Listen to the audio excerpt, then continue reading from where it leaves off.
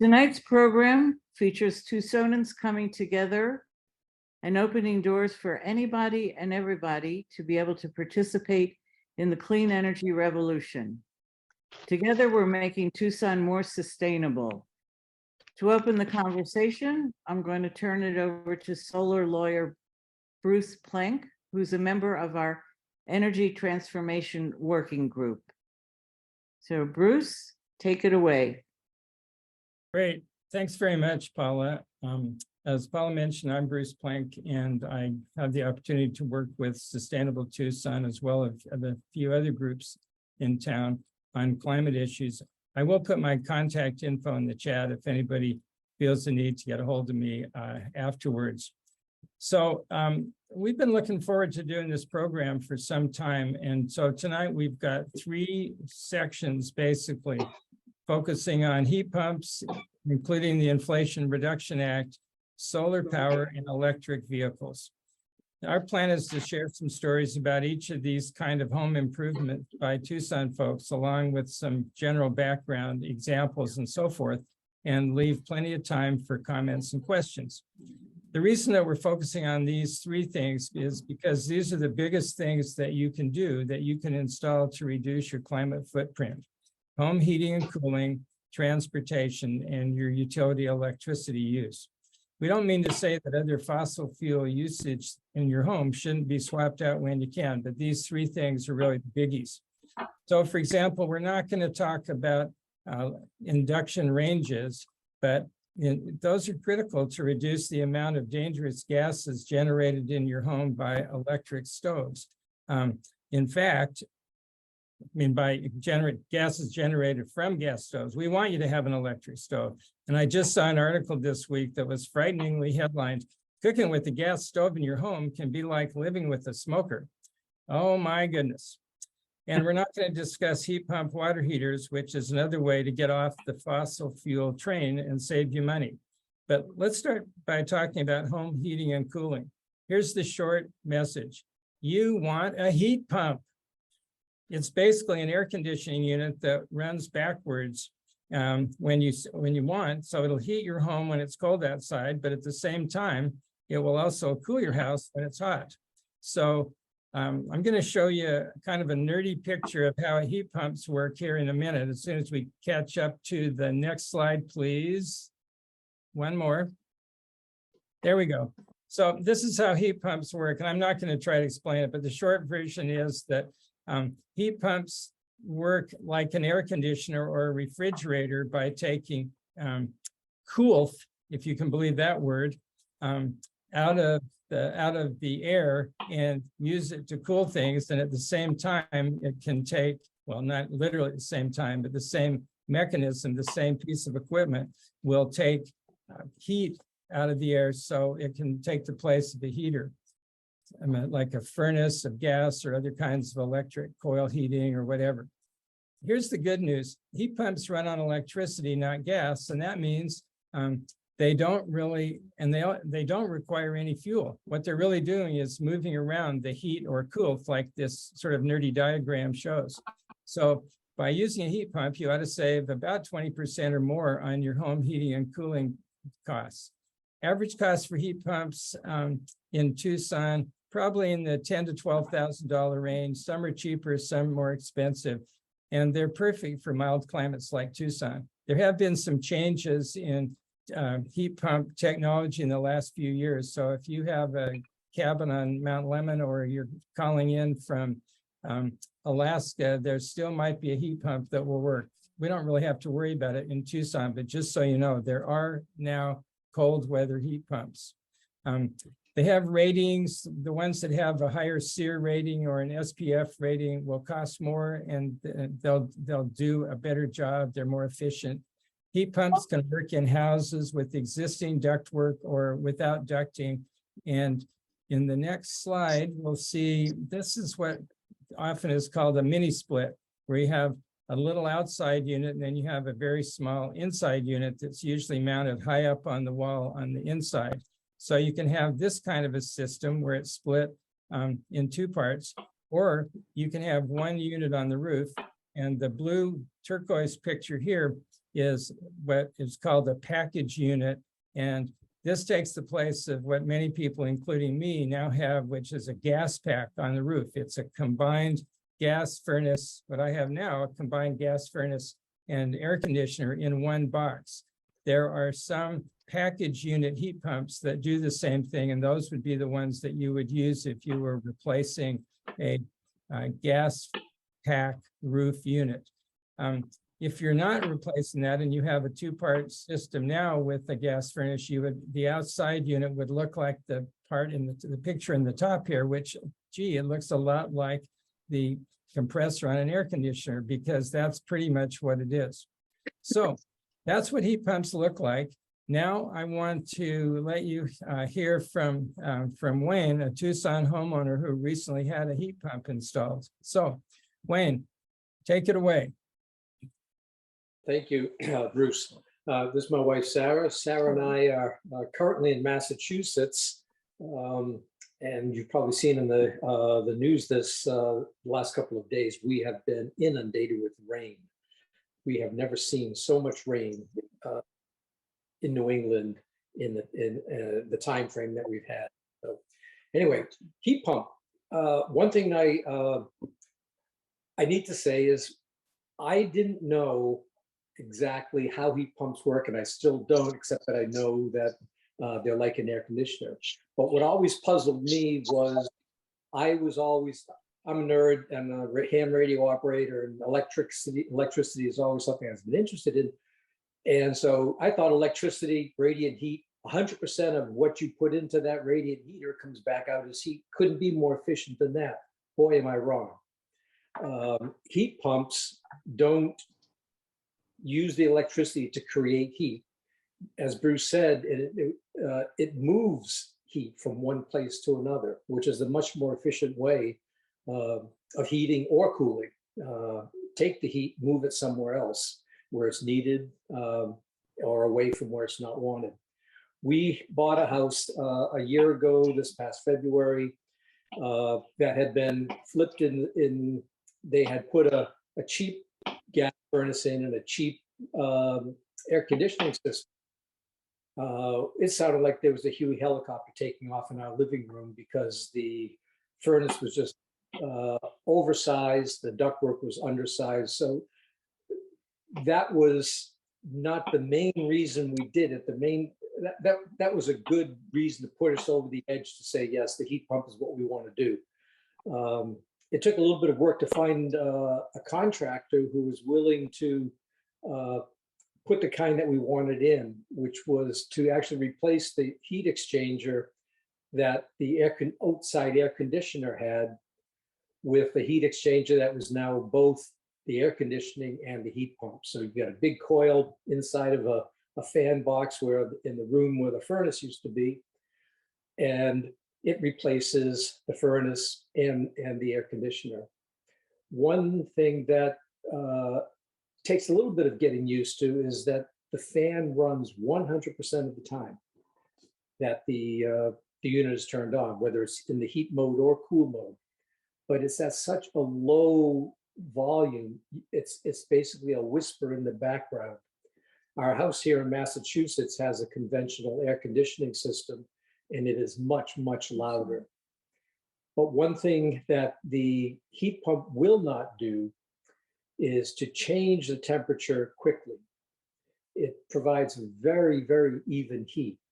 If we let the house get 5 or 6 or 10, even 6 or 8 degrees warmer or cooler than the set temperature that we want it to be, unlike conventional AC or heat, you can't change it in 10 or 15 minutes. It will take hours to bring the room to the desired temperature.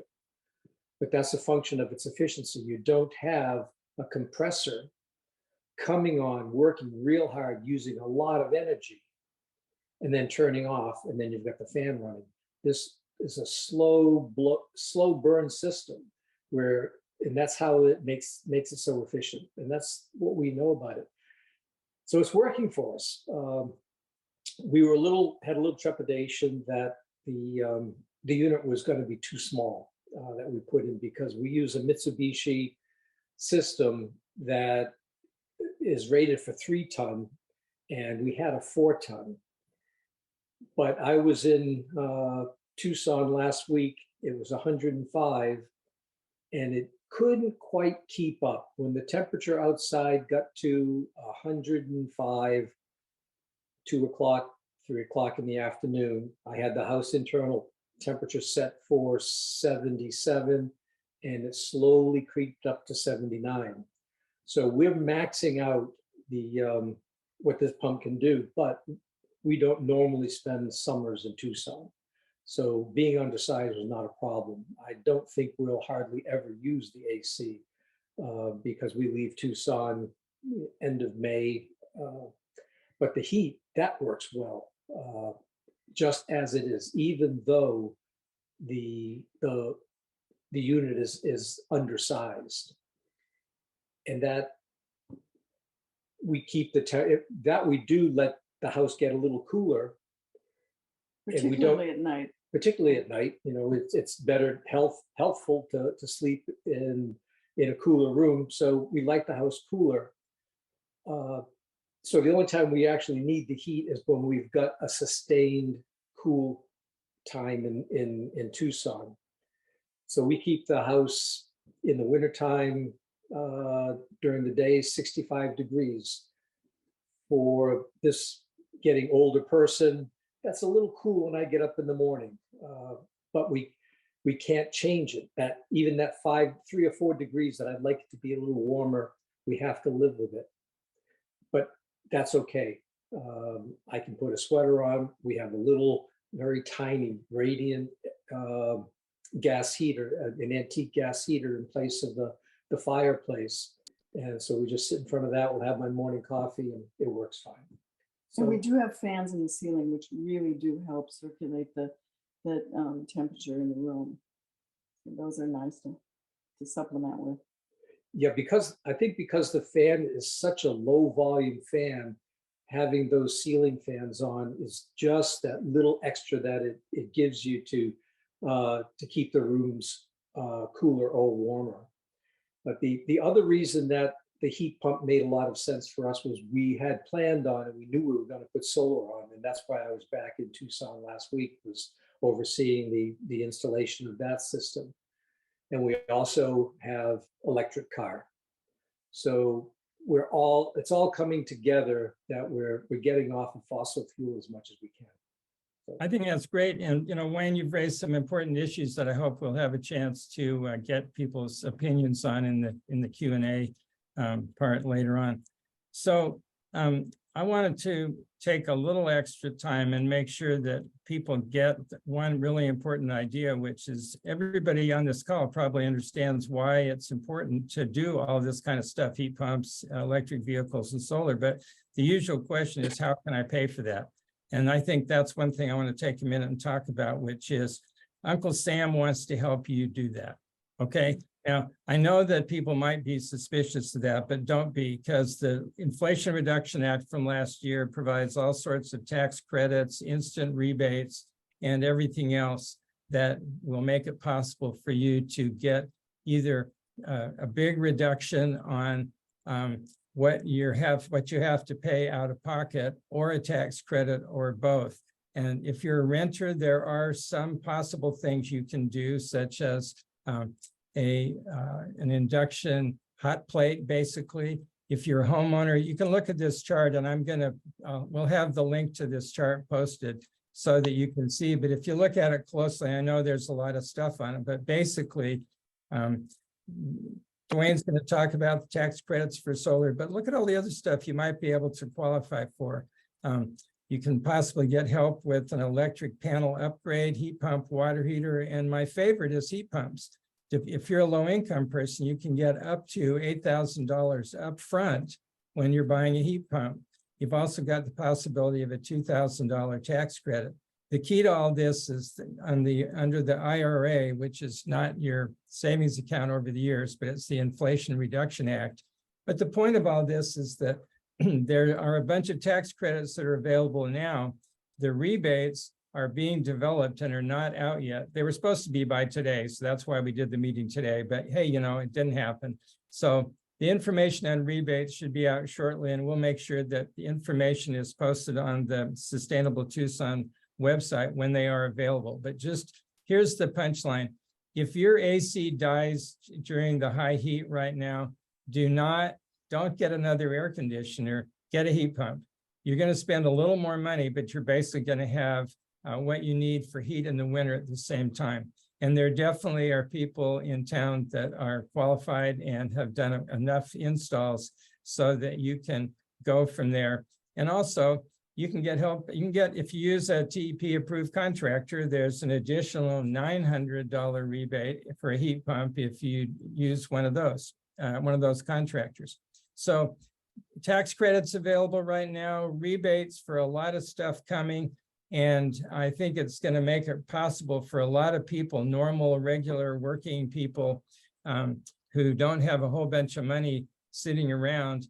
The point of the IRA is to really help people deal with climate change. And I'm hoping that that's going to be the number one thing that makes it possible for all of us to really support the City of Tucson's new climate action plan. So we can come back to any of this stuff during the Q&A if people have more questions, but I think now it's time to hear from Duane and Flor about solar in Tucson and how people that have not been able to do solar in the past may be able to do it. So Duane, I'm passing well, I guess it's a proverbial baton because I don't actually have a baton to hand you. So I'm passing the proverbial baton to you, Duane. All right. Hey, welcome. I want to first of all just welcome. Is there anybody here who this is your first time to a Sustainable Tucson meeting? Speak up. I see some hands. I don't see everybody's face there. So anyway, I just want to make sure that you're welcome here. And without further ado, a little solar haiku sort of thing here. And the picture down there is my first e-bike.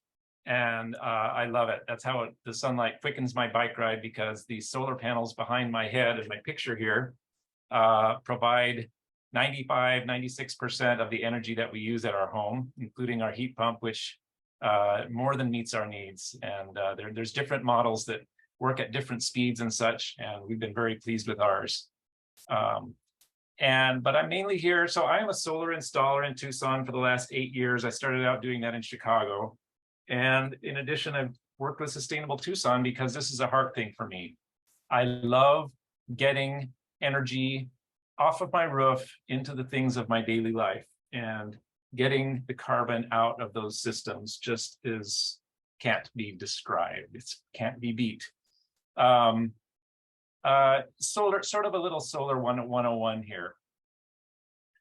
Solar is very straightforward. The technology is well known, well reliable. You can pretty much know what you're going to get out of a system as long as you kind of observe the basics. One is you understand that it's having a power plant on your roof, and it's got a long life, often warranted for 25 years with a longer life expectancy than that. The typical technology used now is microinverters. So each solar panel on your roof will have its own inverter on it with that warranty. What this means is, instead of having one central inverter that maybe you'd have to change out because you decided you needed a bigger system, with microinverters, you can start with something that's affordable, a few panels, and it'll meet a portion of your needs. And then your needs might change and you say, hey, we'd like to get some more solar. Well, you don't have to upgrade any equipment. You just add on, just take another section of roof, put some more panels on, and upsize the wire from your roof to the downstairs connection, and you're good to go. But one thing, because this is an industrial piece of equipment that is doing a serious job, you want to make sure that whoever's going to do that installation is going to be around to see it through for maintenance that will likely happen from time to time, but not very frequently. And finally, the Solar Empowerment Program is a unique Tucson institution. I don't know if it's unique or not, but Flor Sandoval, who is a program director for the Sonoran Environmental Research Institute, is here to let us know what the Solar Empowerment Program is, how it works, how people benefit from it, who benefits from it. And I really want to mainly hear from her. We're going to hear from Flor a little bit, and then we've got a video from a participant in the solar empowerment program. So I'm going to come back with a few more things after those things get done. But right now, I'd like to turn it over to Flor. Will you please unmute Flor and take it away? Thank you, Duane. So actually, give me one quick second. So my name is Flor Sandoval, and I'm the program director at Sonora Environmental Research Institute. I've been working with SERI for over 12 years. I started as a volunteer, then I became a promotora doing some home visits, and now I manage most of the day-to-day operations at SERI. And I'm so happy to be here today to introduce the Solar Empowerment Program. We primarily work with low-income and minority communities through the Southwest. And we've been trying to develop a solar program for years. This is our second year into the program. This is a joint program with TFS. And what we're doing is we're electrify people. So what we're offering families the opportunity to acquire solar, and we're providing grants for up to 50% of the cost of the system.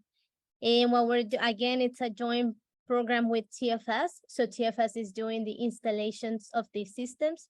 And then for the remaining of the system costs, we're helping the families get a loan through right now through SECU Clean Energy Credit Union, which is the the bank that TFS works with at the moment. And we're looking for other partnerships to see if we can bring more banks so that people can actually go to the banks and do these transactions. But at the moment, we're working with Clean Energy Credit Union. And I mentioned this because this is one of the biggest barriers that we have been facing.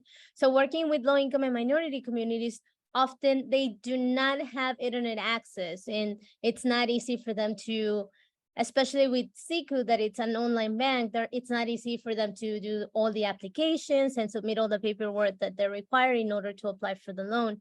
So we are facing a few challenges, but we're trying to overcome those challenges by between SERI and TFS offering that help to the participants so they can fill out the information and provide all the documents to us. But there are some things that we're not able to do for them, unfortunately. So, but so far we have been able to do 10 installations within the low-income communities. 7 of them happened this year from January to June. And we have currently 12 people in progress to get their systems installed. We have had a few people that drop out of the program, and especially because, or some of the most common reasons of dropping out of the program is because they're over income. They must meet an income requirement in order to participate. They have to be 80% or below the HUD area medium income that comes out every year. And so that's one of the reasons why they're dropping off. And also the roof might not be in good conditions and they don't have the money to make the repairs. But in order to try to overcome that, we have been looking for other programs to see if we can combine programs and make help the participants make their homes better. So we have been able to refer some participants to other programs, such as the lead hazard control program through the city of Tucson. And sometimes if they find lead, they're able to do some additional repairs, and that's when the roof repair comes in. But we also at SERI have a home repair program where we're able to provide $2,000 in loans to help with these small repairs. But again, $2,000 won't take us far. So it's only a roof will cost more than $2,000. So it's small repairs that we're able to do. But we have 12 in progress that we're hoping to get done this year. Our goal is to install at least 20 systems this year. Again, we are at 7 right now, but it all also depends on funding. We recently got funding from the city of Tucson to be able to do more in the community, but it is a little bit of limited funding. So we're gonna see how far these funds take us and see how much or how many systems we're able to actually do. But our families are very happy with the program. Most of them have been trying to get solar systems for years and they haven't been able to. Also, one important thing that I'm forgetting here is that some of our families or most of our families do not qualify for tax credits. So it's another burden on them that they're not able to get that additional credit towards their system. But so we have been, with these grants that we're able to provide, we have been making a little bit of a difference in the Tucson community, and we're very happy about that, and we want to try to do as much as we can. So we went ahead and we interviewed one of the families that got their system early this year, and I would like to play the video now. So if you bear with me, just give me 1 second. I think I have to stop this share and begin a new one.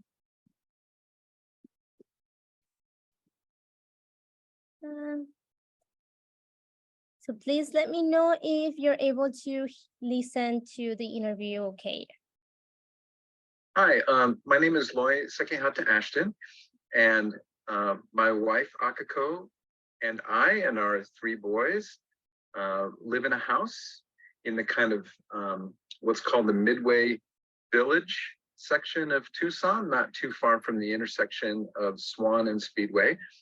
It's a lovely little neighborhood, an older neighborhood that was built after World War II. We live in a house that's a Spanish mission revival style, and it has a nice flat roof, and it's about 71 years old now. And we were very fortunate, and I would even say blessed, when we were able to hear about the work that SERI does and the grants. I work part-time in a United Methodist Church here in Tucson, and our income is not exactly super high. So when there was the grant program available, we jumped at the chance, and everybody we worked with at SERI was absolutely phenomenal, and we had such a great experience. And now we have a wonderful solar array on our house that's helping us to reduce our carbon footprint and live a lot more sustainably, which is a wonderful thing for our family. Nice to meet you. And what have you learned in this venture? I've learned a lot. I've always dreamed, and Akiko felt the same way. She grew up in Japan. We've always each had a dream of having a house with solar. So this was something that we've always wanted to do, but the costs were prohibitive. And working with SERI on this, and technicians for sustainability, and seeing how everything goes into it, all of the preparation that goes on beforehand to determine where on the roof the solar panels can go, and how best to collect the light, the sunlight, how to see if there's any trees that might be blocking the access to the sun in seasonal ways. Then the crew that came out and did the mounting work, and then the crew that came out and installed the panels, and then the crew from TEP that came out and installed all of the metering. There's just so many components and stages to this, and so many levels of expertise that each team and each group does, both on the TFS side, on TEP, on SERI side, to all make it happen. And it's really impressive to see that level of coordination, the level of planning, the level of project management that goes into doing something like this. Thank you. Is the investment worth it? Oh, absolutely. Absolutely. It was really pretty funny and delightful, actually. We had this was actually, I mean, for us, it happened quite quickly, because I know a lot of folks who work with TFS are on a waiting list for a year and a half. But for us, it was a matter of several months, I think, before they were able to come in after SERI approved the grant, and it helped us out to be able to bring TFS in to do the installation. And so we had it up and running right before Christmas, actually.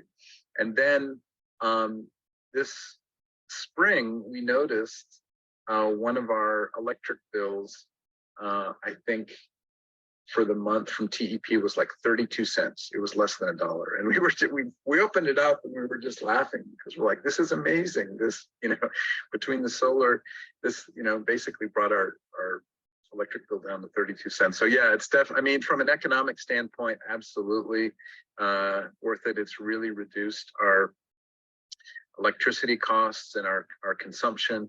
I think the other thing that makes it worth it for us too is, again, for our, like I said, for Akiko and I, this was a dream come true, something we've always wanted to do in our lives, but especially as parents for our kids.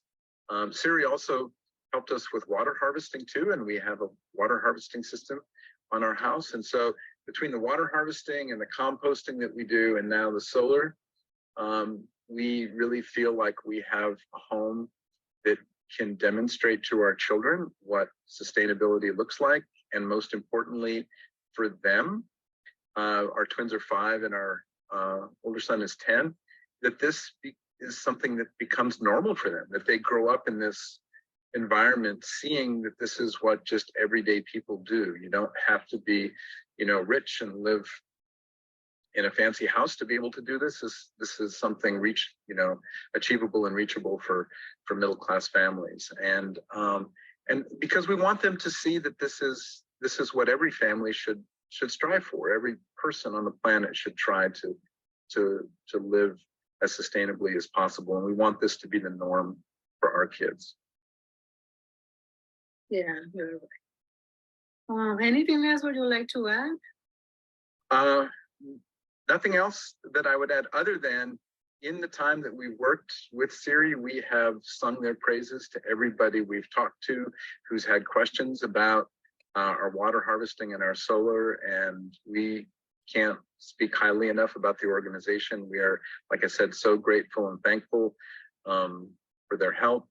It really has been a blessing to our family, and yeah, we're more than happy to recommend them to anybody who has questions. Oh, thank you. It is a pleasure to work. Well, thank you. And well, I'm gonna pass it back to Duane. Just as a reminder, if you have questions, please put them in the chat and we're gonna take care of them later today. And also, if you're interested in the program, you saw my information, you can reach out. We are also a 501c3 organization, so we do accept donations. We have multiple programs like you just heard from Loy, but you can just go to our website and specify to which program you wanna donate. So thank you for your time. And now back to Duane.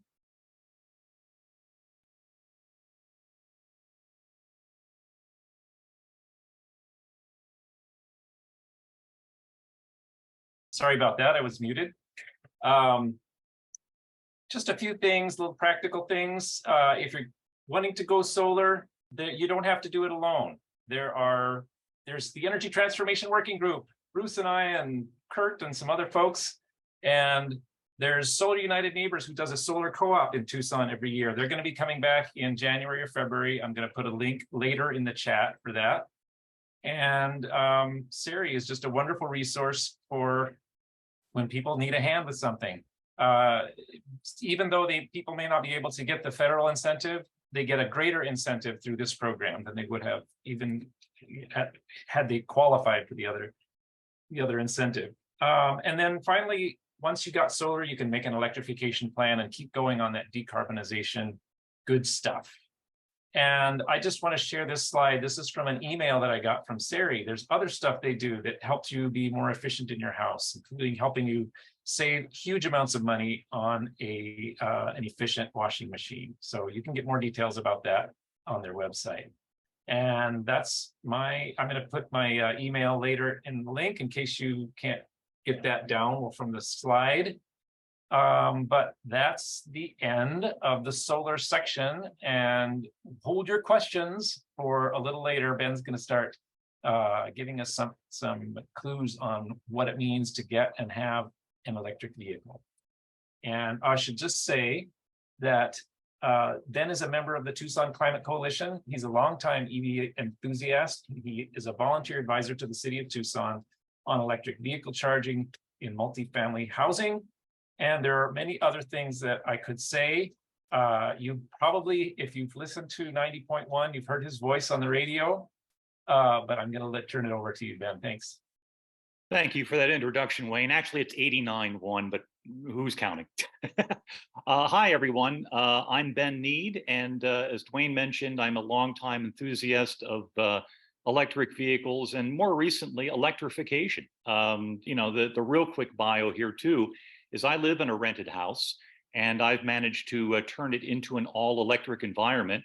We still have a couple of gasoline cars in the driveway, but I've been driving an EV since 2015. And gosh, Duane, are you doing the slides? You can throw that first one up on there for me. That would be great. Here it comes. There we go.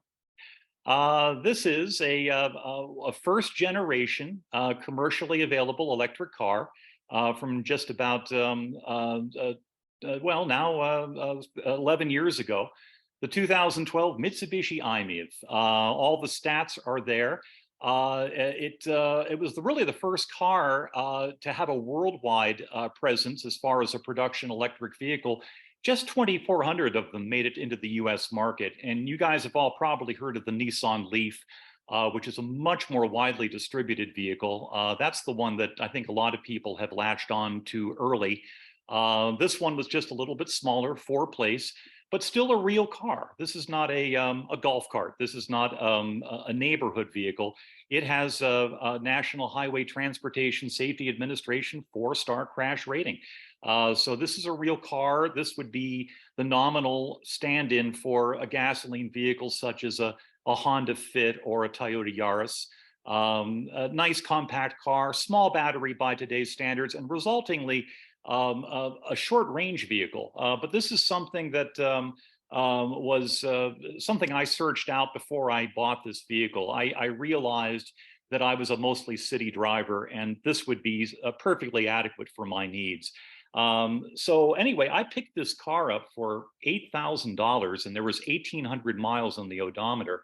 It was treated like any other car loan as far as Tucson Federal Credit Union was concerned, where I do my banking. They always have pictures in the lobby of, you know, get your car, your new car or your used car financed here. And I found it to be, you know, the typical process of buying a vehicle. There was nothing extraordinary about this just because it was electric. The only requirement that they had, 2 of them actually, one that I was going to be purchasing this out of state. There just weren't any used electric vehicles in Tucson in 2015. I found them on the internet. So the very first vehicle, not only the first electric vehicle that I've so far have bought, but it's been the first vehicle that I bought through an online transaction. You can go to websites like cars.com, cargurus.com, and search all over the country. Narrow your searches down to your particular vehicle of your liking, location. I only want to travel 500 miles, say, to get this vehicle. So I did all that online and actually had $1,000 emailed from that listing on that website. Hi, I'm in Tucson. I'm interested in this car. I can give you $1,000. And that held it. And it took a couple more weeks to go to the bank, convince them that I have enough money to finance this car and make payments. And they were able to write me a cashier's check. And I went out to California. They wanted me to see the car in person. And there were no great surprises. It was in Anaheim. And it was a nice day trip, basically to go out there and go to the dealer, give it the test drive, sign some papers. And then the one other thing was that it was a car that I couldn't drive across the desert, still can't with the charging we have today. So I had to make arrangements to have it shipped home. And that was about $200 for that. You can go to the next slide, Duane. Okay, this is the financial breakdown. MSRP is manufactured suggested retail price. And these cars, these early electric cars, considering what they were rather expensive 10, 12 years ago. This was a car that if it was gasoline, you'd be amazed if you were going to pay more than $18,000 for it. But this was a $29,000 to $31,000 vehicle new. Now, the original lessee was able to take advantage of an existing EV tax credit and probably got up to $7,500 back on his taxes when he leased this vehicle. And that importantly dropped the retail market value of this car, new car, down to around $22,000. Now, he had this thing for a couple of years. He brought it back to the dealer, that revalued the vehicle. And they based the revaluing not on that original 2,900 or thereabout price tag, but they did that 50% reduction off of 22,500. So nominally, these cars were all coming back at the same time, 2014, 2015 time period. And there were a lot of them all at once. And it was a buyer's market, I would say. They were all coming off the two-year plan. They were all filling up the lots. Consumer ambivalence was still there. A lot of people said, I don't know if I can, deal with a vehicle that only has a 60 to 70 mile range. I knew that I could. I jumped in. Gas prices were historically low then. And I always monitor gas prices and give myself a chuckle every few years when they go up and everyone panics because they just bought a massively inefficient vehicle. I never have to worry about that again with an electric vehicle. The next generation EVs were just being announced at that time. We all knew they were going to have that normal range of around 220 to 310 miles per charge. And I think a lot of the people that were looking for a higher end vehicle were going to be waiting for that. So here I have this this 3-year-old used electric car with just $18,000 on the odometer. By the time all that buyer's market stuff worked its way in, it was around a $7,200 purchase. Taxes, registration, the loan interest, a $9,000 vehicle. So I think I did pretty well. That's the financial breakdown. You can jump to the next slide there. Repair history. This is all that has gone in it. I don't have a massive spreadsheet here, but these are the things that just pop up. It sat for a long time, and a lot of things needed just minor adjustments as this car was going to be moving around and it was going to be in a drier environment. So I had to have some squeaky front brakes adjusted, and that was a little pricey actually. Electric cars are known not to have brakes that wear out. They're very good about that because you can take your foot off the pedal and the motor works as a generator going backwards, and you have regenerative braking. So I don't have a lot of wear and tear on my brakes since this. I had a Takata airbag recall. That was free. The 12-volt starter battery that's under the hood, you have them in your gas cars. At least the early generation of electric cars have these, just a standard lead acid battery. It was a strange one. It was a little one, and it was a little bit pricier than I would have liked. And I did have to pay for that out of pocket. Now, interestingly, 2 years later, the traction battery, the lithium battery that keeps this car going, was starting to show some signs of fading in capacity. And it was actually the dealer at that point that said, oh, please bring this in. Let's take a look at it. Let's hook it up to our diagnostics. And it was determined that I was getting some battery fade. And that was a free replacement. That was literally what I paid for the car. It would have been about a $6,000 to $7,000 purchase had that come out of pocket.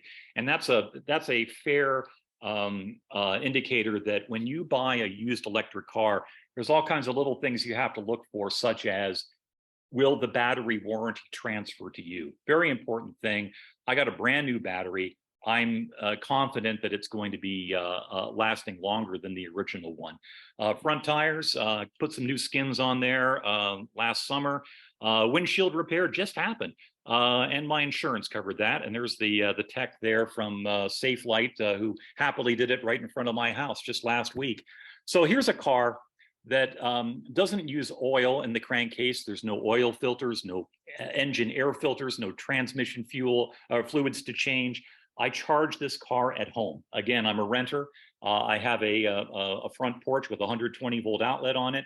And several evenings a week, I might plug it in for a few hours. And when I'm driving around town, it's 3 to 4 cents a mile per drive. And depending upon the price of gas, comparable car, anywhere between 9 and 15 cents a gallon, or I mean a mile to drive.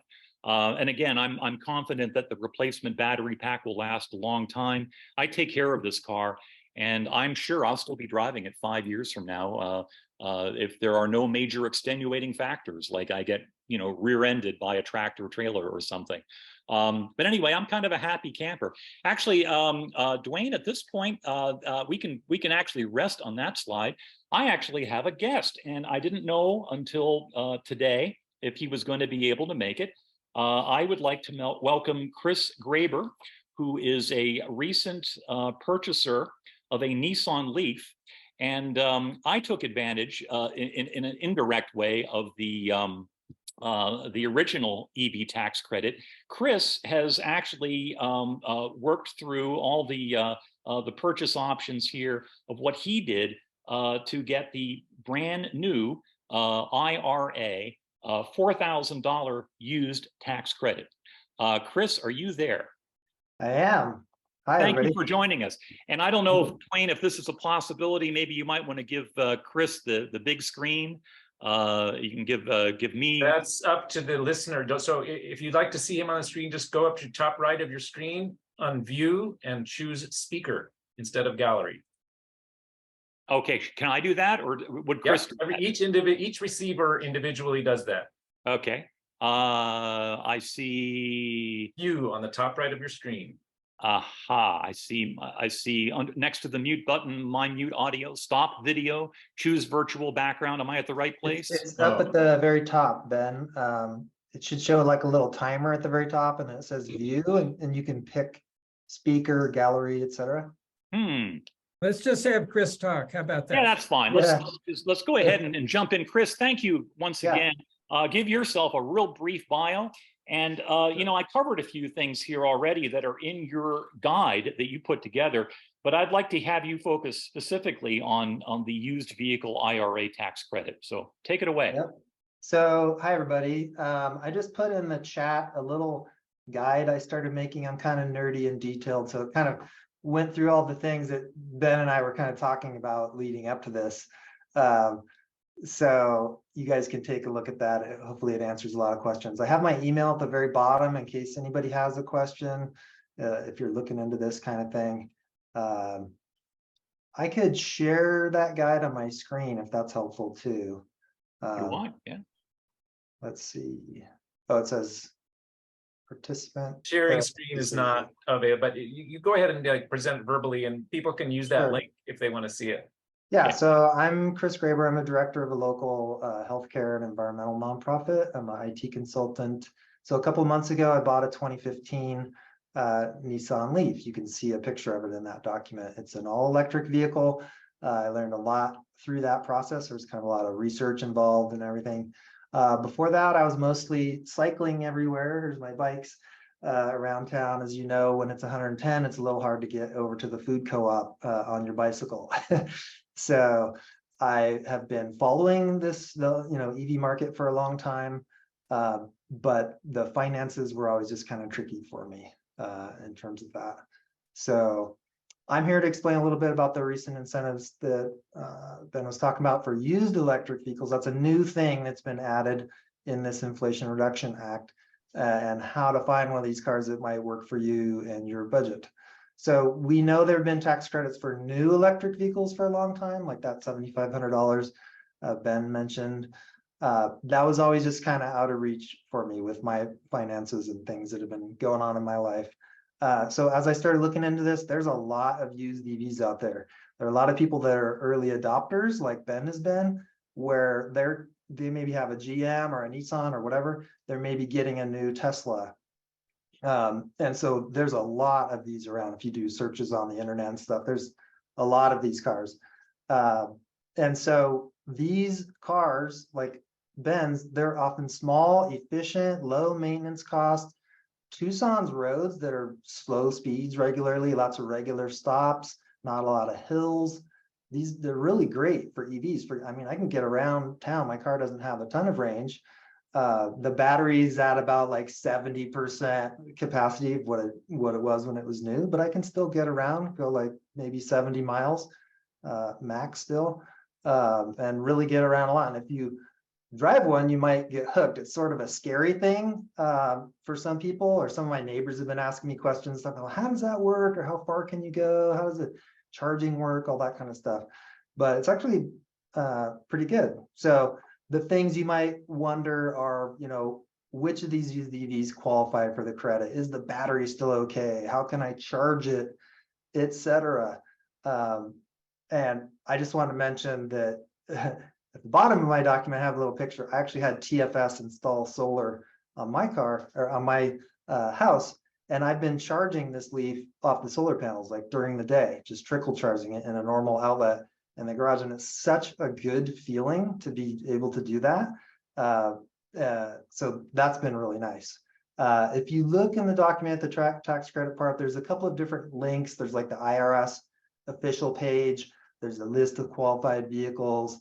There's a link in there that'll highlight, it's under the recurrent auto page. That's really good. So that goes over a lot of the pieces here. So this federal tax credit is 30% of the sale price up to a maximum of $4,000. But there's different rules. You have to buy from a licensed dealer. This can't be just from a private party. So that's a little bit tricky. If you look at private parties, you might be able to find quite a low price, and those folks might know a lot about their car. But that's part of this tax credit. The vehicle has to be less than $25,000 for the sale.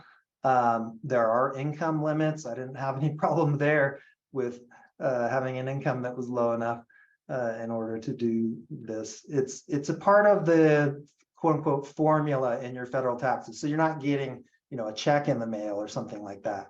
So that's important to know. And it was interesting when I looked at the list of qualified vehicles. I don't think Tesla is included. I don't know the whole story there, but that was interesting because you see a lot more and more used Teslas around that are driving around town and stuff. So lots of. Yeah, Tesla did not apply. There was a recent article that I saw online, in quotes, forgot. Tesla does a lot of great stuff. They are not necessarily going to be the sort of thing that I think you know, a lot of folks in the income brackets that you've been talking about here, Chris. You know, they're not really quite yet in that marketplace. They're a higher end product, and they're rather protective of their product. They don't want to see a lot of used ones out there, and they like to control their used market pretty much. Chris, this has been great. Thank you. I definitely recommend everyone take a look at Chris's document. Chris, by the way, is a new member of a forum that I've had for about a decade now. It's basically an email list, the EV Tucson email list. And he came aboard and immediately started asking questions about, hey, what kind of charger do you have? Or, you know, what kind of infrastructure do you have? So, you know, it's one of several different places that people can go here in Tucson to get practical information on their next electric car. Thanks again, Chris. I'm going to just speed this along because I'm sure we have a schedule that we're behind in at this point. Just one quick mention here on these two slides that are coming up, Duane. That one with the Chevy Bolt. That was something that I did a little bit of projection on. The 2019 Bolt was still a rather expensive electric car when it was new, anywhere between $37,000 and $42,000. The used car market has been rather precarious these last few years. With supply chain issues and production cutbacks and such.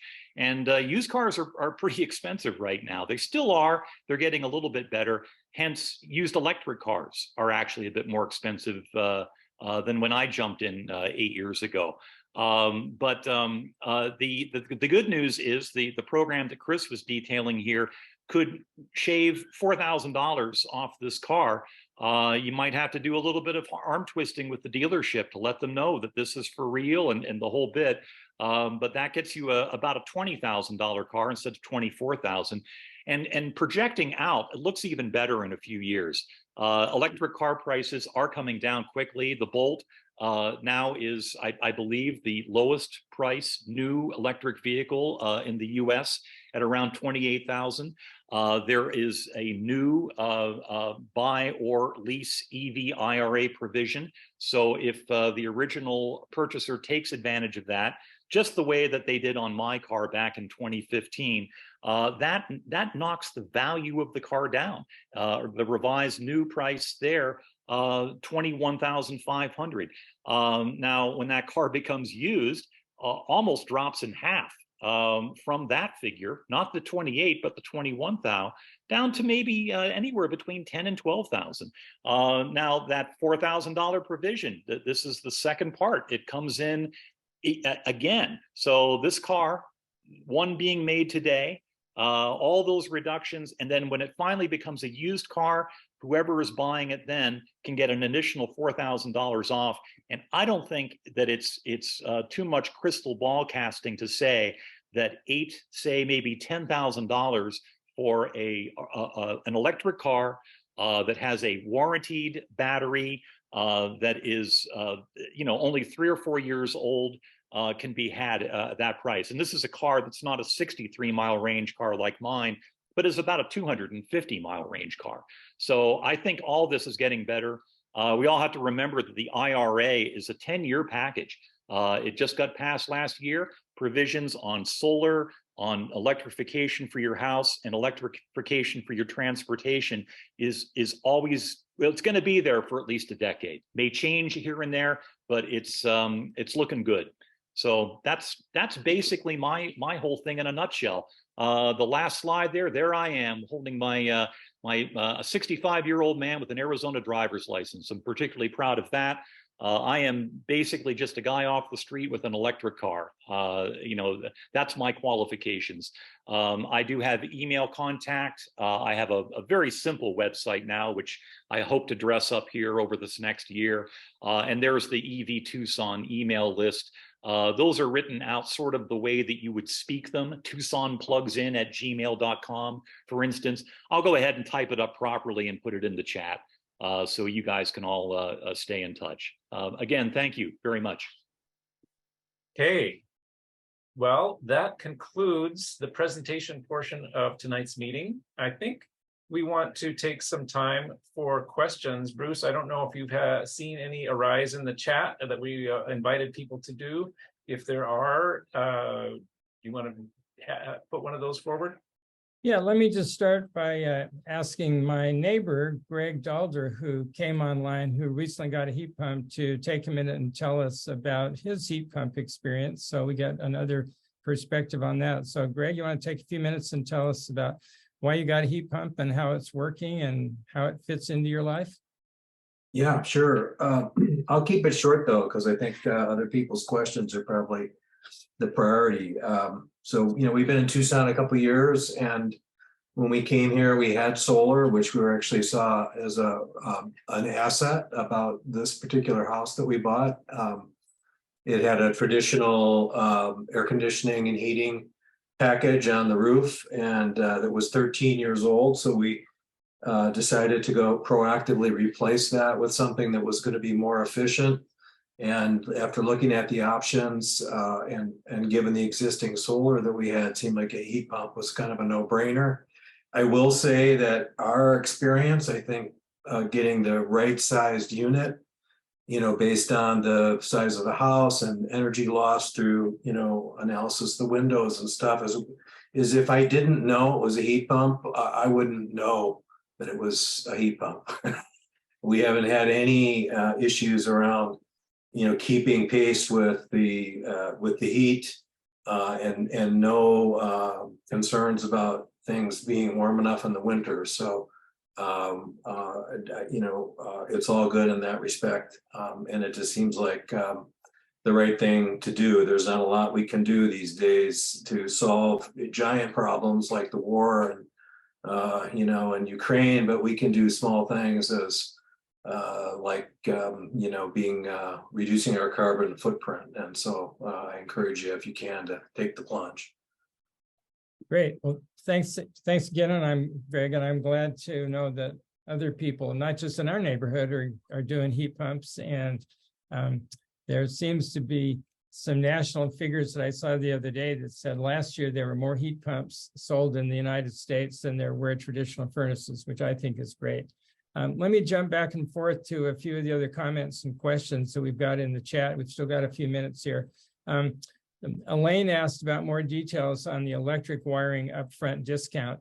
And I think the answer to that, and that's a great question, but the kicker is that there's really no information, no details yet about how any of the upfront discounts work. And that's because the way the law, even though the law passed last August, it's taken until now for the U.S. Department of Energy to put together what they're saying the states have to deal with in terms of the state plan for distributing the state share of the money. So right now, there are no details available on any of the upfront discounts, either for home wiring or for, well, frankly, getting heat pump or heat pump water heater. I'm hoping that those are all going to be available within the next few months, but some people are saying, don't hold your breath. And unfortunately, it looks like they're not going to be retroactive. So in other words, if your AC dies and you got to replace it, get a heat pump, but you're going to be limited to the tax credit on the heat pump, probably. But if you can hold off on doing any of these things, rewiring your house, getting an energy audit and so forth, there are going to be the potential for a lot of discounts through the IRA. There was another comment from Kurt about how other states have better additional rebates than Arizona does. And Chris pointed out that Arizona does have a reduced license tax, but that seems to pale in comparison to the $8,000 tax rebate, or should say straight rebate, that Kurt got in Oregon when he bought his car there. So probably still some room to do some lobbying for some additional assistance in terms of the state for EVs. Lisa pointed out that the state also does a tax credit for solar, which we hadn't mentioned. That's a $1,000 credit, and that's in addition to the 30% tax credit from the feds. So that still is available. And Alexis asked about, are there solutions for renters? Yes and no. The basic answer is that under the IRA, the Inflation Reduction Act, some of those options are available to renters, and that would primarily be some of the instant rebates for the, let's say, smaller things, like if you're going to get some kind of well, there are a number of different things, and I guess it's going to depend on the details of the state rebate solution. Tax credits for renters, sure. If you can talk your landlord into doing some of the things and somehow splitting the tax credit with you, that's certainly always a possibility. But there will be some items for renters, not as much as for homeowners, but there's definitely, the IRA has some available tax credits and rebates. And remember, tax credits are available now, rebates still in development, so it's going to be later this year. Let's see, I'm just scanning through the chat. Carl pointed out that I didn't specify that the heat pumps I was talking about were air source heat pumps. There's another kind of heat pump called the ground source heat pump that we didn't talk about. It involves basically drilling underground and taking advantage of the fact that underground temperature stays pretty constant in the 50s. But I haven't heard of any of those happening in the Tucson area, but it is possible. Alexis asked the question, is community solar available in Tucson? And I'll give you a semi-serious answer and then a real answer. The semi-serious answer is yes, if you consider TEP's community solar program to be community solar. There's no third-party community solar program available in the state of Arizona, even though it is very popular in other places. And that's partly because of a recent decision from the Corporation Commission. And please stay tuned to further discussion at the Corporation Commission and in the Elections for Corporations Commission. I see Danya has a hand up, so let's just, why don't you go ahead and ask your question directly, Danya? You have to, yeah, there you go. Thanks for unmuting. Thanks. I have two questions. The first question is, I looked at heat pump hot water heaters and also tankless electric, and I'm hoping to get solar in the future. So between those two options, is there a reason to choose the heat pump hot water heater over the tankless electric with solar in the future? Can I take that one? Sure. I have installed several different kinds of water heaters, and I have not installed tankless. There are a couple things about tankless that's the reason why I have not used them. One is that because they don't store the water, that means they have to heat it really quickly. Heating water really quickly in Arizona with the water that we have means that the minerals can tend to plate out in the heat exchanger a little bit more than where the water is less hard.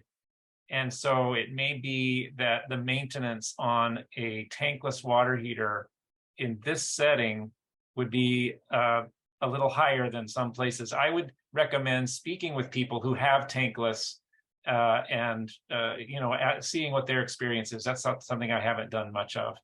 But another reason is if you have solar and you want to be using the solar to heat your water, then by having a heat pump or a tank type water heater, you're going to be using power at a level that the solar will be able to provide. And tankless, you're going to be using more power than your solar will be able to provide in any given moment. And the way water heaters work is they turn on when they need it and they turn off. So that's another consideration. I'll just say too that in our house, we have one 4-gallon water heater for the kitchen sink and one 6-gallon water heater for showers. And that's all we need. And they're not heat pump, but they're small enough that they're cheap and not energy hogs at all to operate. So there are several options out there. Okay, thank you. My second question is, what does anyone know about financing options for those of us who are like in lower middle class income, too high to qualify for the lower income rebates, yet without really abundant financial resources? So like that's kind of where I fit, and you would like to know if there's any particularly good programs that might address. Let me try to quickly do that. The short answer, Danya, is that the IRA is really designed for normal people, not wealthy people. The basic setup on the IRA is that people who are above a certain income level, which is, it's this complicated formula, 150% of the area median income as determined by HUD and blah, blah, blah. But the point of it is that people above that don't get rebates, they get tax credits. People below that income cutoff level get rebates that are either 50%, in some cases 70%, and in other cases 100%. So the bottom line is wait until you see the rebates under the IRA and then start asking questions of the stores that are selling those kinds of equipment like heat pumps or the contractors or the installers. But the bottom line is the rebates in the Inflation Reduction Act are designed for you. That's the quickie answer. That's good. Thank you.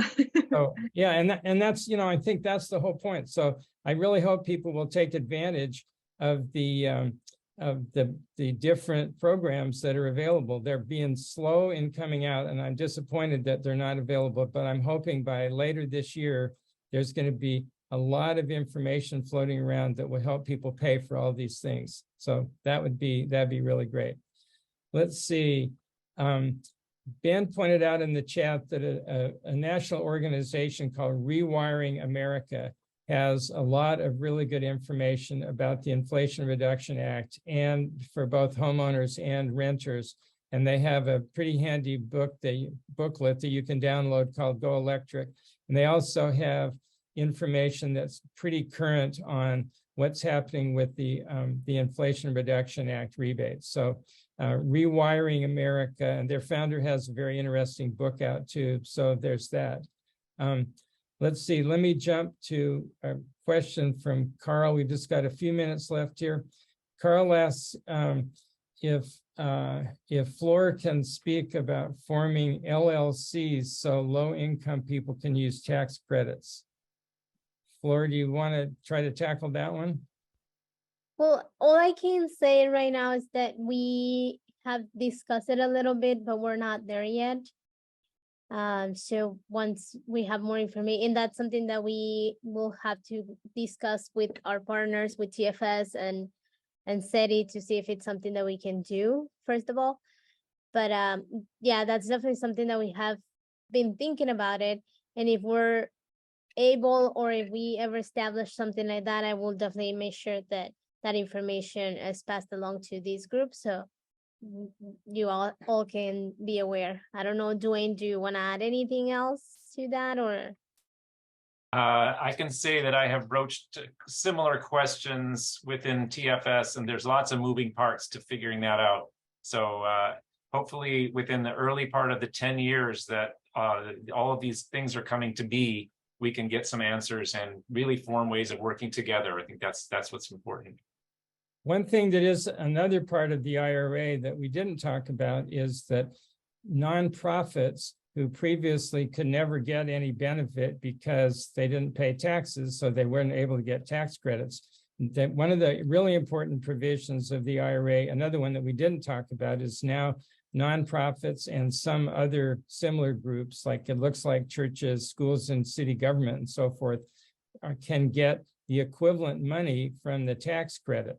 Not individuals, but nonprofits. So there might be another way to go there that Flor would be implying working on, and Duane and TFS talking about too. So it's a question for SERI. And it doesn't really relate to electric cars, but I was wondering, what's the deal right now with the limited income grant and loan program for rainwater harvesting? Sure, yeah. So for the rainwater harvesting program, we offer grants and loans, and that one's a little different than solar because the big difference is that SERI manage the loans for the rainwater harvesting. So there are a few requirements. The participants have to be 200% or below the federal poverty level. Those are just Tucson Water requirements. They have to be Tucson Water residential customers. And then we can give up to $1,000 grant for the rainwater harvesting installation. But on top of that, Tucson Water offers rebates for up to $2,000. But we work as an agent for the participants, so we do everything. We help the participant from starting planning their system all the way to completion, and we pay for all the upfront cost of these systems. And then we help the participants get the rebates and everything. But since we're paying all the upfront costs, the rebate comes back to us, but it goes towards the participant's account. And then if there's a remaining after that, so there's potentially $3,000 that they can get. But if there's any remaining after those $3,000, we can give a 0% interest loan for up to 12 months. And the maximum of that loan is $2,000 too. And what do you get with that? I mean, what do they receive? It can be a combination of a passive or an active system, or it can be either of those two. An active system is the installation of the big tanks. A passive system will be just passively directing the water from the roof of the house to the plants. And it can be earthworks, doing bases around the trees. And as part of the program, we also give out free plants. I believe it's 2 shrubs and 2 trees that we can give out per participant. Does that answer your question? Yeah, thanks. And Okay. if anybody else wants more information, I put my email in the chat. Please feel free to reach out. I'll be happy to to share with you all the information, to pass it along to other groups, or if you're interested in participating yourselves, I'll be more than happy to qualify you for the programs.